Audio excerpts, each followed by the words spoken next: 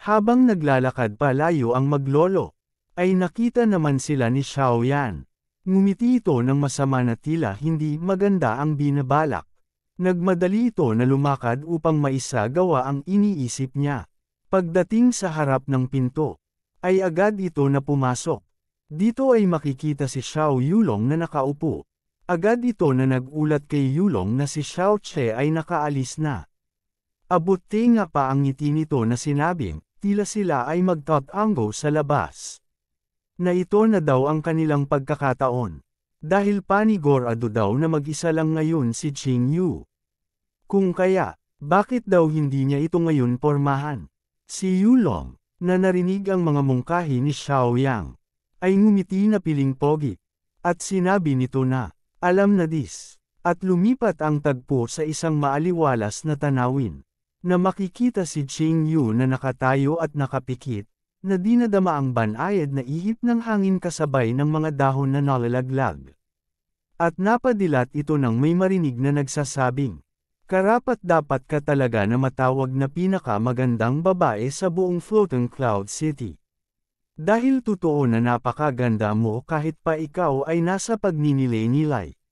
Makikita si Yulong na ay pakindat epek pa habang binati si Qing Yu. Nagsalita ito at sinabing, Miss Zia, paano kung? At hindi na nuya natapos ang sasabihin ng sumabat si Qing Yu at sinabing, kung hinahanap mo si Xiao Che ay wala siya ngayon dito. Yumoko ito at sinabi na bumalik na lang. Na makikitang hindi ito nagustuhan ni Yulong. Lumabas ang ugat nito sa noo habang may plastik na ngiti. Sinabi niya, ang malas ko naman. Pero ayos lang dahil sulit naman ang pagod ko nang makita ko ang kagandahan mo. Pinatigil naman siya ni Qing Yu sa pagsasalita ng mga kahangalan. At sinabing umalis na ito dahil siya ay kasalukuyang nagko-cultivate. Nagimbal naman ang buong pagkatao dito ni Yulong dahil sa isip niya ay hindi man lang siya nabigyan ng pagkakataon ng babaeng ito. At mukhang kailangan ko na maging magaspang ng konti. Kaya, inihanda nito ang kanyang palad at naghanda sa pag-atake.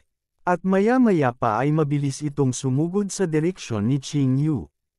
Gayunpaman, kahit na malapit nang tumama ang atake ni Yulong ay mapapansin na hindi man lang nabahala dito si Qing Yu na marahil alam niya na mahinang nilalang lang naman ang hangaal na ito. Kaya, itinaas ni Qing Yu ang kanyang kamay na tila sasalubungin ang atake ng hangaal. At nang makita ito ng hangaal ay ngumiti ito at halos tumulo pa ang laway. Dahil sa isip nito ay napakaganda ng kamay ni Qing Yu. At ano ba daw kaya ang pakiramdam sakaling mahawakan niya ito? Ngunit, sa hindi inaasahan, bigla na lang inilegan ni Qing Yu ang kamay ni Yulong dahilan upang ang manggas lang ng damit ni Qing Yu ang kanyang mahawakan. At dahil din sa pag-iba ni Qing Yu sa direksyon ng kanyang atake. Imbis na sa palad ni Yulong ay patungo na ngayon ito sa kanyang mukha. Na ito ay ikinagulat ni Yulong at ikinalaki ng kanyang mata. At sa isip niya ay sobrang bilis nito. At iyon na nga, isang malakas na sampal ang tumama sa mukha ng hangaal. Sa lakas ng sampal ay halos mayupi ang pagmumuka nito at tumalsik din ang dugo ng loko. At bumagsak ito ng nakadapa. At hindi lamang iyon dahil natanggalan din ito ng ipinatumalsik sa lupa. At pagkatapos, pinandilatan siya ng mata ni Qing Yu at sinabing, wala ka naman palang binatbat sa 1v1 kaya mas mabuting lumayas ka. At nang makabangon si Yulong mula sa sinapit, ay nagtaka siya kung ano ang nangyari. Habang nakaluhod, sinabi niya sa kanyang isip ay nasa third layer siya ng basic mystic stage na higit na mataas sa antas ng babaeng ito.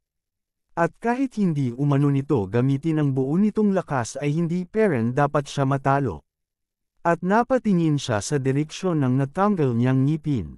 At natanong niya sa kanyang isip na kung hindi ba nito itinago ang tunay nitong lakas. Bukod pa dito, para maabot nito ang 10th layer ng elementary mystic sa bata nitong edad ay marahil nabasag na nito ang record ng Floating City. Ngunit tinitiyak niya naman na hindi pa ito ganoon kalakas. Nagsalita naman si Qing Yu at nagtanong kay Yulong kung ano na. At kung nais pa ba daw niyo na magpatuloy?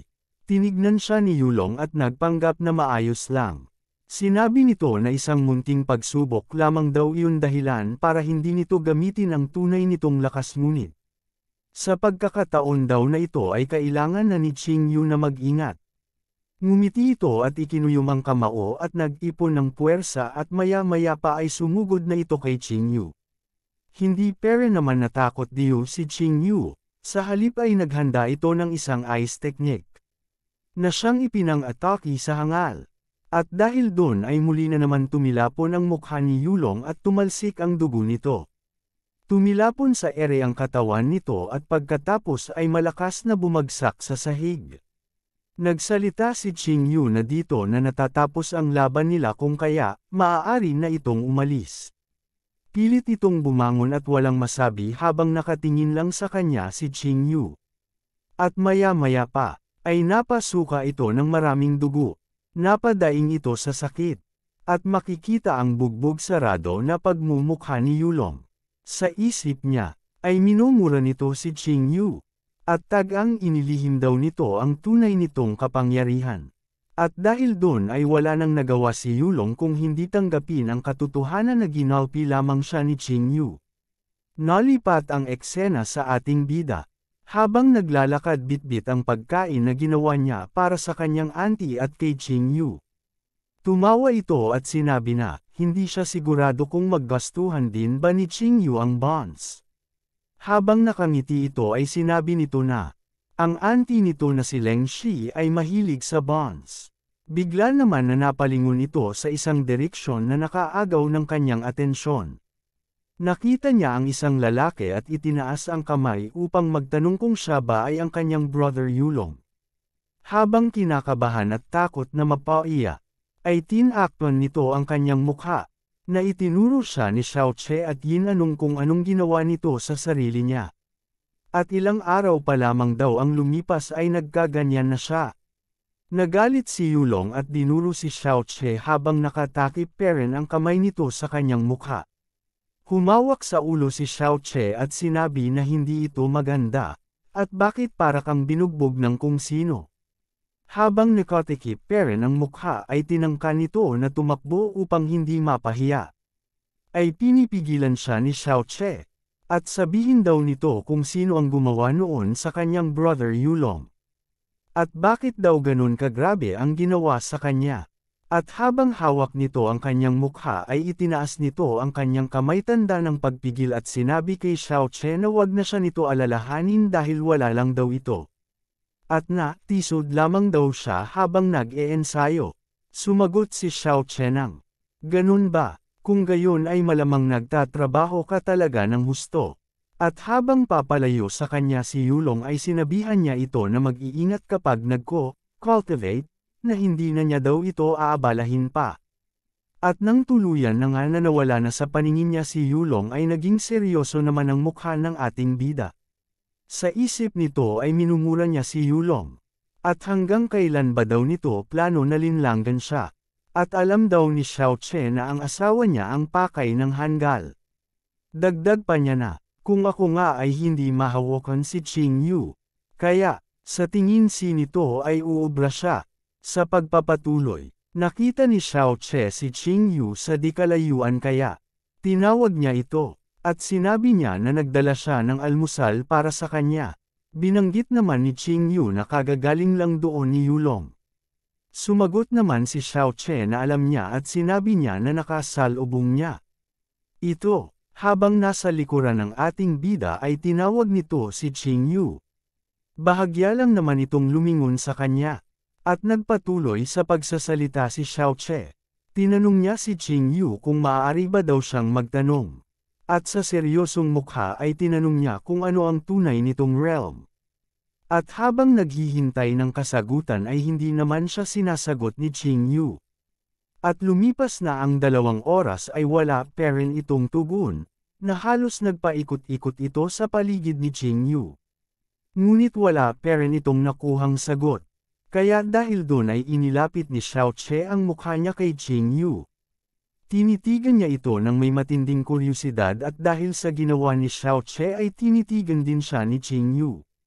At tila nagbabadya ng isang labanan. At maya-maya pa ay makikita na naglayo na ang dalawa. Naiinis na tinanong siya ni Qing Yu kung ano pa ba daw ang tayo nito. Na may nakakalokong ngiti lang na sinagot sa kanya ni Xiao Chen na hinihintay niya lamang daw ang sasabihin nito. Nagpakita si Xiao Chen ng seryosong mukha at ayon sa kanya na mahalaga daw sa magkapareha ang maging konektado ang kanilang mga puso at maintindihan ang isa't isa. At dahil doon ay pinandilatan siya ng mata ni Qing Yu at ipinapaulit sa kanya ang sinabi nito. Na naging dahilan upang pagpawisan ito ng matindi. Sa takot ni Xiao Chen na baka kung anong gawin sa kanya ni Qing Yu ay nauutol nitong sinagot na wala daw siyang sinabi. Sa isip nito ay tinatanong niya kung asawa ba talaga ito na maituturing dahil mas maiging sabihin na ito'y isang estatwang yelo na handang manakit anumang oras. Hanggang dito na lang muna mga idol, pero kung gusto mo na masubaybayan ang kwento ay i-open mo lang ang notification bell mo pagkatapos mo na mag-subscribe. Kita-kits sa susunod mga lods, bye!